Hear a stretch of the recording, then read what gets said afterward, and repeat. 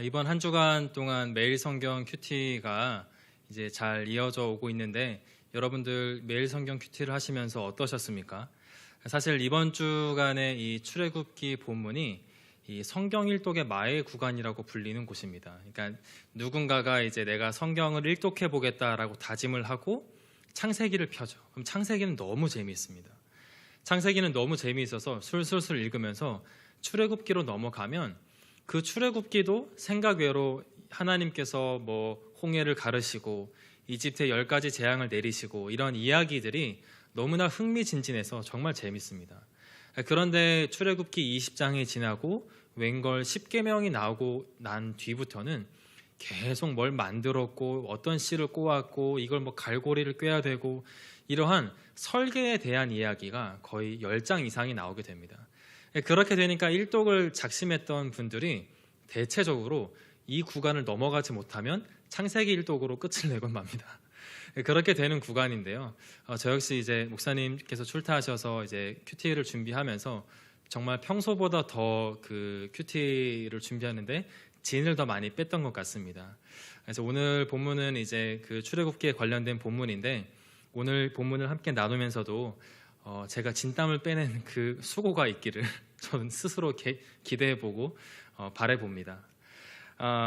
사람이 선하다는 생각을 하십니까? 혹은 악하다는 생각을 하십니까? 우리가 교회에서 배워서가 아니라 그냥 우리가 살면서 우리가 살아가면서 사람은 참 긍정적이고 미래가 밝고 활기차고 참 사람에게는 무궁무한한 기회가 있는 이 선한 존재인 것 같다라고 생각하십니까? 아니 어쩜 사람은 가면 갈수록 이렇게 되는 거지? 라고 생각하는 이 사람은 연약하고 악한 존재다라는 생각을 하십니까? 저는 제가 만약에 예수를 믿지 않았다고 하더라도 성악설을 믿고 있지 않을까 그렇게 생각을 해보게 됩니다. 이전보다 훨씬 더 개인의 자유가 보장되고 인정받고 존중되고 있는 사회를 우리는 지금 살고 있습니다. 예전에는 그건 틀렸어 라고 우리는 말을 했었는데 이제는 우리는 이건 다른 거구나 라는 말을 하기 시작을 했고요. 너랑 나랑은 정말 맞지가 않아 라고 한다기보단 너하고 나하고 달라서 참 좋은 일들이 있다 라는 것처럼 우리는 틀림이 아닌 이제 다름을 인정하고 있고 코드가 맞지 않다라는 말보다는 너와 나와의 색깔이 다르구나라고 상호 존중을 하는 그러한 시대의 문화 가운데 살아가고 있습니다. 그런데 아이러니한 것은 이러한 정말 이전보다 더 개개인의 가치와 어떤 가치가 중요시되고 인정받고 있는 이런 사회를 살아가고 있는데도 불구하고 인간 스스로가 존엄한 인간이기를 포기하는 슬플 뿐만 아니라 경악하게 하는 사건과 사고의 뉴스 기사들을 우리는 최근에 접하고 있죠. 그게 학대가 됐건 어떠한 일이 됐건 간에 대체 왜 이렇게 서로를 존중하고 돌보고 보듬고 약자나 강한 자나 서로 어우러져 살아가기에 이전보다 훨씬 더 좋아진 세상이 되고 있는데 왜 우리는 이런 기사를 접해야 하는가라는 생각을 해보게 됩니다. 인간은 자기 절제를 할 줄 모르는 폭주 기관차와 같다고 저는 생각을 해보게 됩니다. 그렇다면 다른 생명체, 피조물들은 그들의 고유한 하나님께서 지으신 속성 그대로를 살아가는데 왜 대체 인간 중에는 사람 중에는 스스로 사람됨을 포기하는 죄를 짓는 자들이 있는 걸까요? 저는 사람이 자기 스스로의 죄와 탐욕을 통제할 수 있고 자기 생각과 감정이 절대 맞다라고 생각하는 오만과 교만에서부터 비롯된다고 생각합니다. 오늘 본문 말씀은요, 하나님과 언약을 맺어서 광야에서 율법을 받은 이스라엘에게 성막, 그리고 특별히 그 성막의 테두리를 치는 성막들을 만드는 울타리 기둥과 그 출입구를 만드는 동쪽 출입문에 대한 말씀이 기록되어 있습니다. 그런데 여러분, 저는 이 본문을 준비하고 또 이 본문을 이번에 매일 성경 큐티를 준비하면서 참 불편하고 어색하고 그냥 읽어 내려가지 못하는 좀 그러한 시간을 갖게 됐습니다. 왜 그러냐면 우리가 그 광야에서의 삶을 상상해 보면 조금은 제 마음을 이해할 수 있을 것 같습니다. 여러분, 이스라엘에게 성막의 경계를 구분하는 울타리가 필요했을까요? 오늘 본문 27장 18절 19절 말씀 지금 화면에 나오고 있는데요. 함께 한번 읽어보겠습니다. 시작. 뜰의 길이는 100규빗이요 너비는 50규빗이요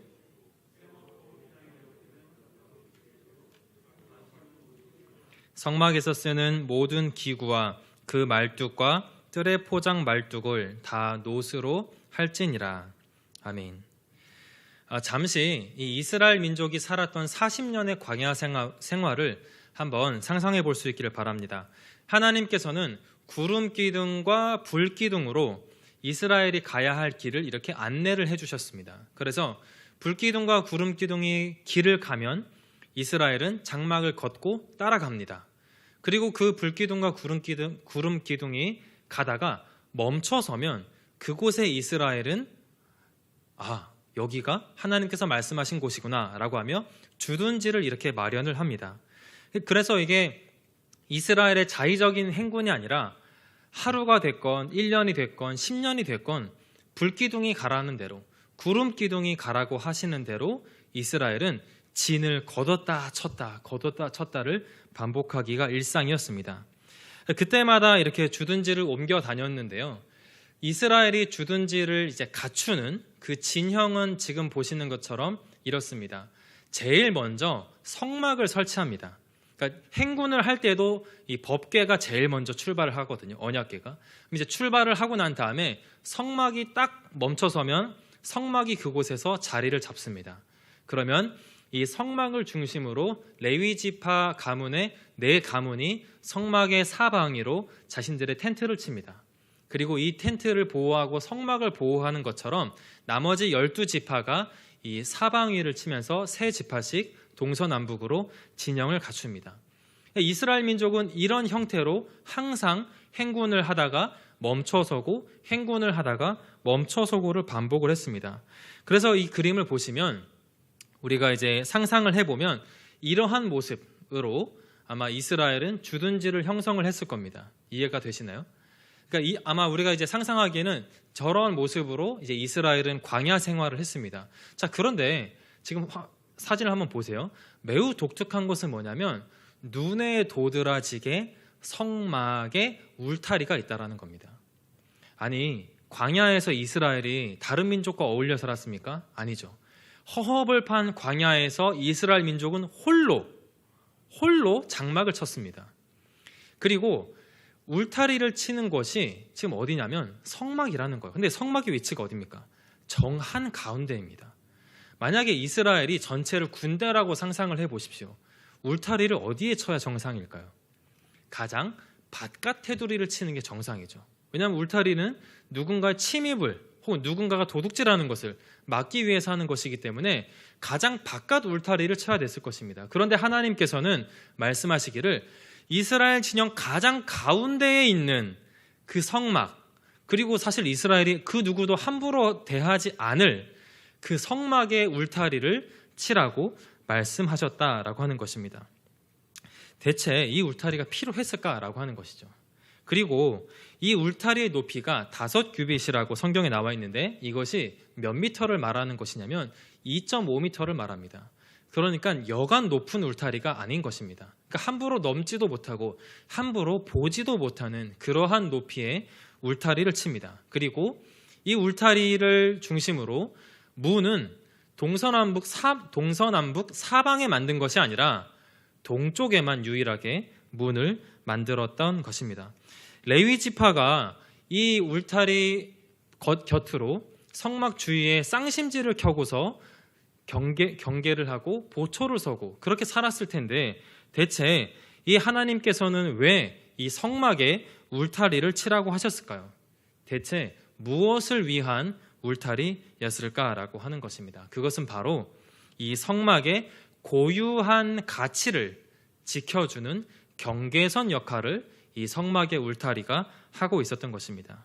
이 성막을 두르고 있는 울타리는 성막이 지니고 있는 이 성막을 떠올릴 때 이 성막에 두신 하나님의 그 의미를 가치 있게 지켜주는 역할을 하는 것이 이 성막을 두르고 있는 경계선이었습니다. 그리고 동쪽 문은 어떠한 기능을 하게 됐냐라고 하면은요, 이스라엘이 여호와 하나님을 찾을 때에 떠올리는 방향이 동쪽 문의 기능을 하는 것이었습니다.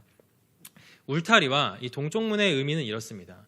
여러분, 우리가 지금 코로나를 맞아서 이 현장에서 예배를 드리지 못합니다. 특별히 지금 온라인으로 예배를 드리시는 성도님들도 계실 텐데요. 한번 상상을 해보십시오. 여러분께서 지금 예배를 드리실 때 내가 지금 예배를 드리고 있지, 하나님께 나아가고 있지 라고 상상을 하실 때 무엇이 떠오르시나요? 여러분께서 예배를 드리신다라고 할 때 여러분의 마음에 떠오르는 그 이미지가 어떤 것입니까? 그것이 이스라엘에게는 성막이었을 것이고요. 아마 우리 개신교인들에게는 예배당일 것입니다. 예배당. 이 본당이라고 말하는 이 예배당이 떠오를 거예요. 내가 교회를 가지 못하는데 하나님께 나아가고 싶은데, 하나님 만나고 싶은데 라고 할 때 떠오르는 이미지가 우리 이 평화교회 본당일 것입니다. 혹은 교회 간판이 될 수도 있고요. 우리 교회 외관이 될 수도 있고요. 혹은 우리 성도들이 함께 어우러져서 예배를 드리면서 내가 큰 은혜를 받았던 어떠한 은혜의 감격의 순간이 기도할 것입니다. 그런 것처럼 이 동쪽이라고 하는 의미는 이스라엘에게 있어서 하나님의 성막, 그리고 이후에는 하나님의 성전을 떠올리게 하는 그런 방향이었습니다. 그래서 이스라엘은 이 구약 광야 시대 때부터 항상 동쪽 문으로만 하나님께 나아가면서 이 동쪽을 떠올리면 여호와의 성전을 떠올리게 됐던 것입니다. 그래서 실제로 이스라엘이 나라가 멸망하고 바벨론으로 끌려가고 세계 각처에 다 흩어졌습니다. 그때 이스라엘이 어떻게 여호와의 성전을 떠올리면서 예배드렸을까요? 이 사람들은 자신들이 어디로 끌려가는지도 모릅니다. 이곳이 동쪽인지 남쪽인지 서쪽인지 전혀 모릅니다. 그때 이스라엘이 하나님의 성전을 떠올렸던 방법이 있습니다. 그게 뭐냐면 자기가 살고 있는 그 지역에서 동쪽을 향하는 거예요. 그래서 자기가 살고 있는 곳에서 막연하지만 동쪽을 떠올리면서 이스라엘 민족은 하나님의 성전을 그리워하고 하나님의 성전으로 나아간다라고 생각하며 그들의 신앙을 지켰고 예배를 드려왔습니다. 그래서 지금도요, 이스라엘 민족은 다 흩어져서 예루살렘 성전을 향해서 예배를 드릴 때 지금은 동서남북을 구분할 수 있기 때문에 예루살렘 방향으로 향해서 예배를 드립니다. 당시에는 동쪽이 그 기능을 해주었던 것입니다. 마찬가지로 울타리라고 하는 이건 역시 똑같습니다.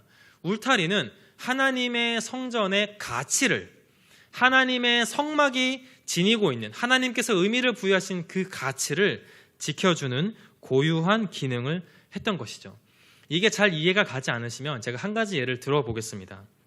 바로 그 가치를 잃어버려서 이제는 그 의미가 퇴색해버려 가고 있는 것이 무엇이냐면 저는 십자가라고 생각을 합니다. 여러분, 이 사진에 나와 있는 십자가를 보면 무엇이 떠오르십니까? 교회가 떠오를 수도 있을 거고요. 교회 빨간 첨탑이 떠오를 수도 있을 것입니다.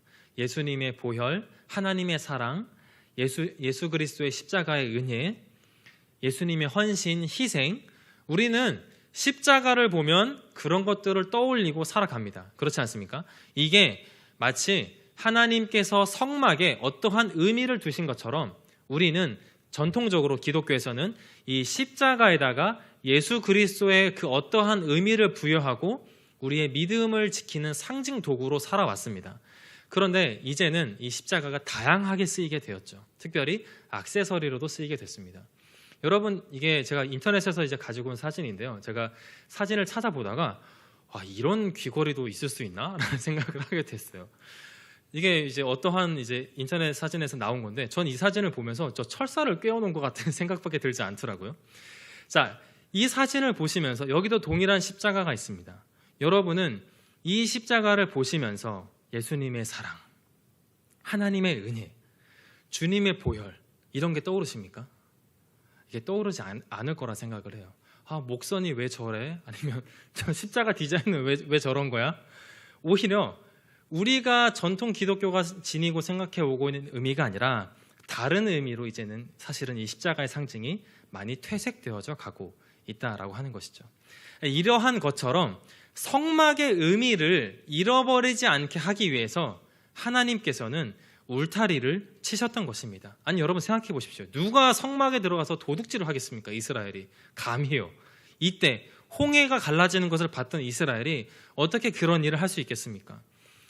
오히려 하나님께서 울타리를 만들어 주신다라고 하면 다른 이방 민족들이 공격해오지 못하도록 이스라엘 민족 12지파 테두리에 울타리를 쳤어야 됐던 것이죠. 그러니까 일반적인 울타리의 의미가 아니었다라고 저는 생각해 봅니다.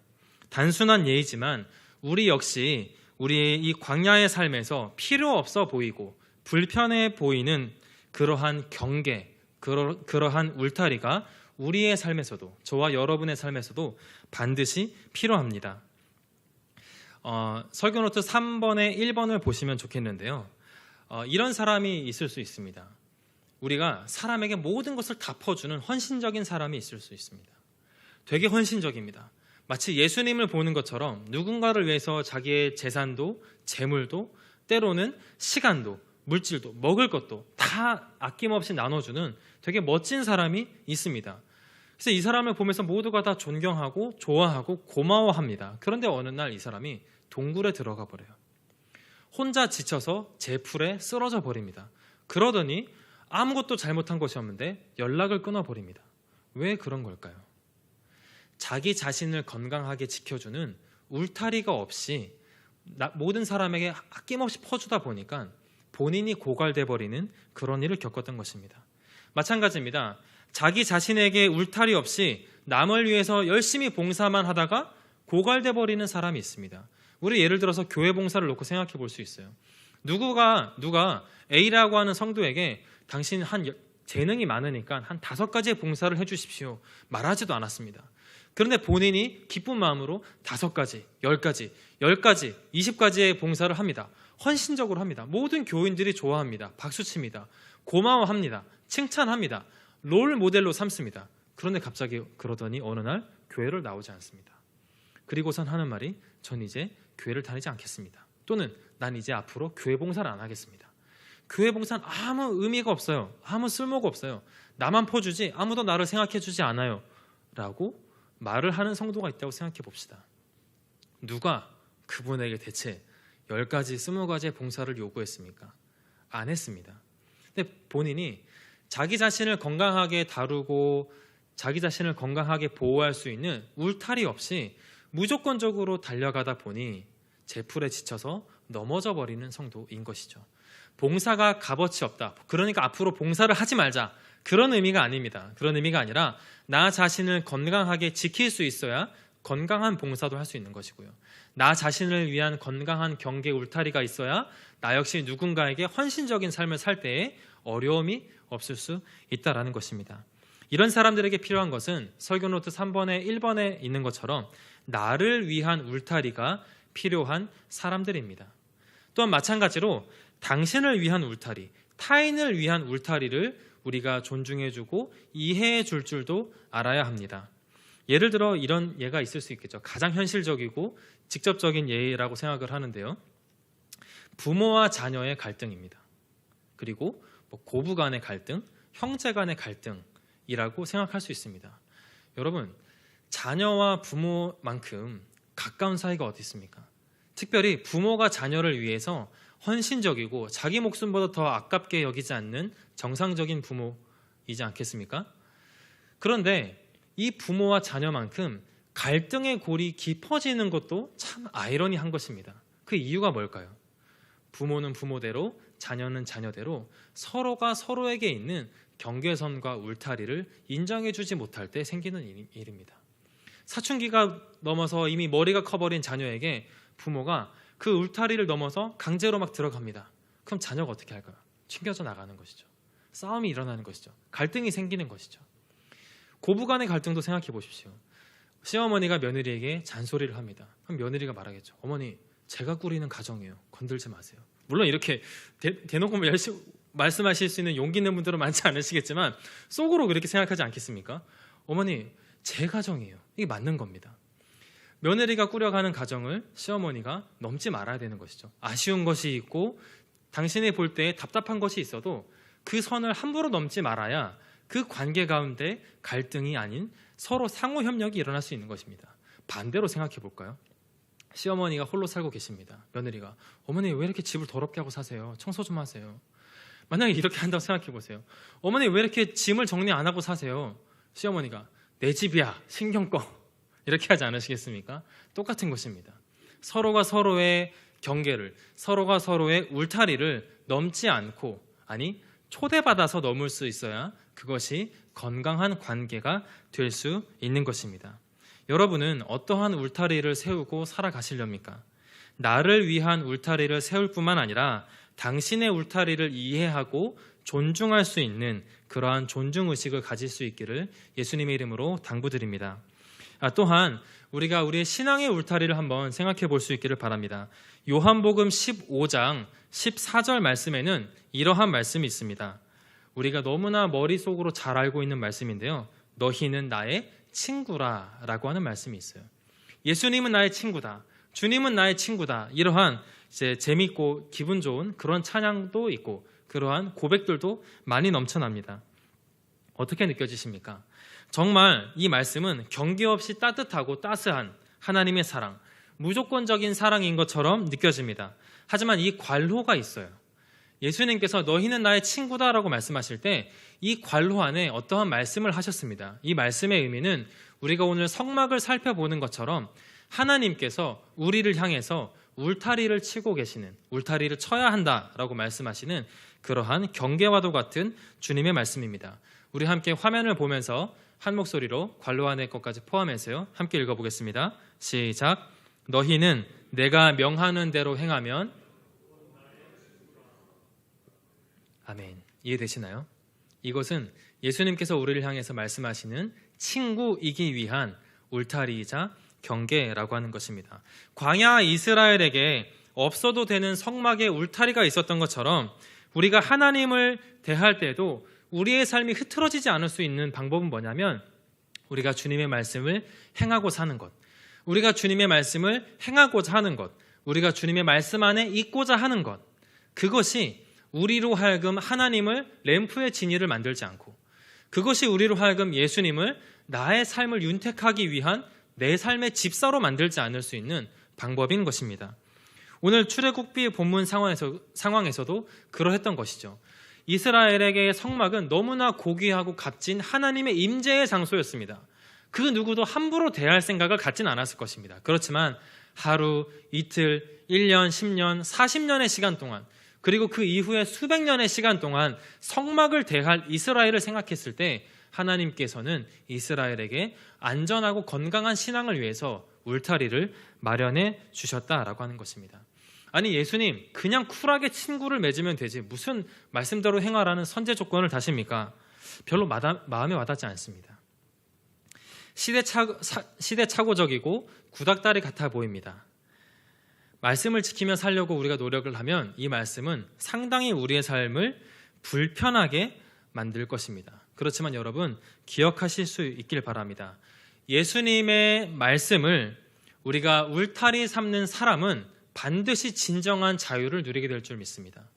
죽어서 천국에 가서만 자유를 누리는 것이 아니라 우리가 말씀 안에 거하는 삶을 살며 주님의 친구가 되는 삶을 살면 구약 신약 66권의 말씀이 우리의 삶에 펼쳐지게 될 줄을 믿습니다. 참된 자유를 누릴 줄 믿습니다. 주님 안에서 이 말씀을 믿으며 아멘으로 고백할 수 있기를 예수님의 이름으로 축원합니다. 이제 말씀을 마치려고 합니다.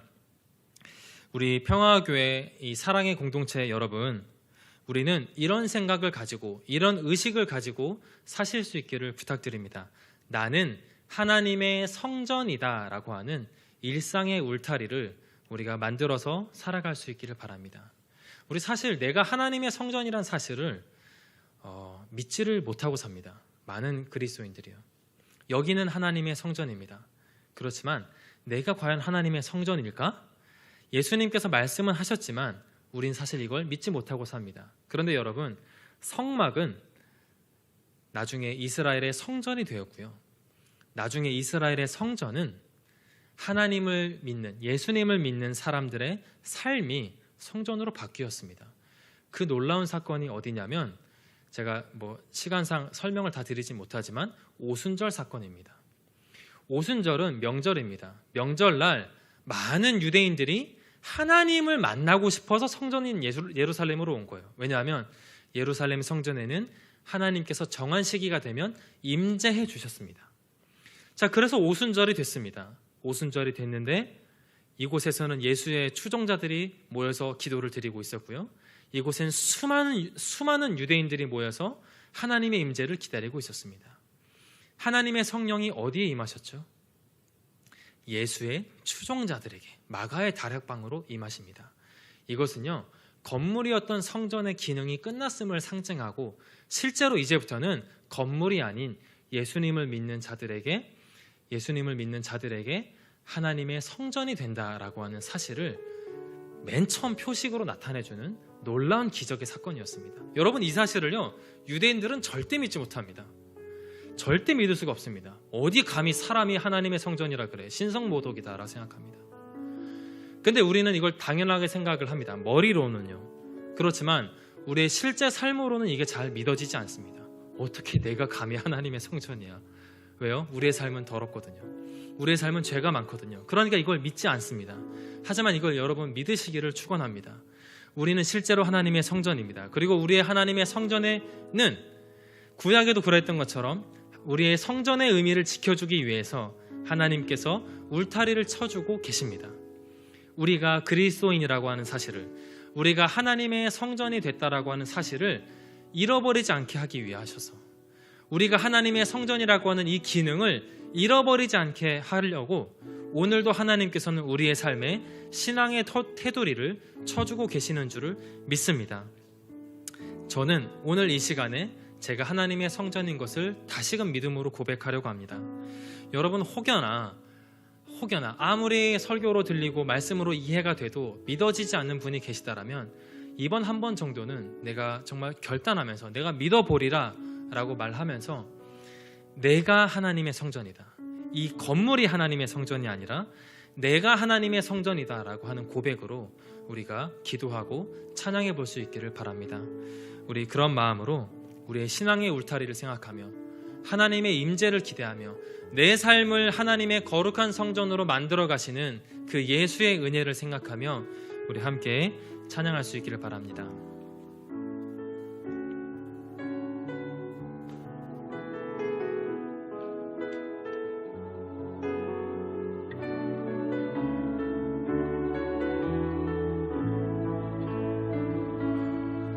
전능하신 나의 주 하나님은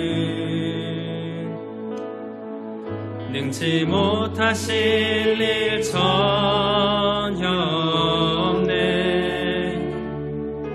우리의 모든 간구도 우리의 모든 생각도 우리의 모든 꿈과 모든 소망도 아멘. 신실하신 나의 주 하나님은 내가 성전 될 수 있음을 믿으며 나갈 수 있기를 바랍니다. 바꿀 수 있네. 불가능한 일 행하시고 죽은 자를 일으키시니 그를 이길 자 아무도 없네. 주의 말씀 의지하여 주의 말씀 의지하여 깊은 곳에 금을 던져 오늘 그가 놀라운 일을 이루시는 것 보라. 주의 말씀 의지하여 믿음으로 금을 던져 믿는 자에게 능치 못하옵네. 우리 처음부터 고백하겠습니다. 전능하신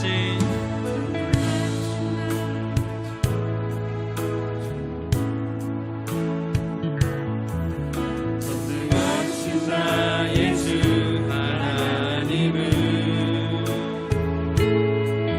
능치 못하실 일 전혀 없네. 우리의 모든 간구도 우리의 모든 생각도 우리의 모든 꿈과 모든 소망도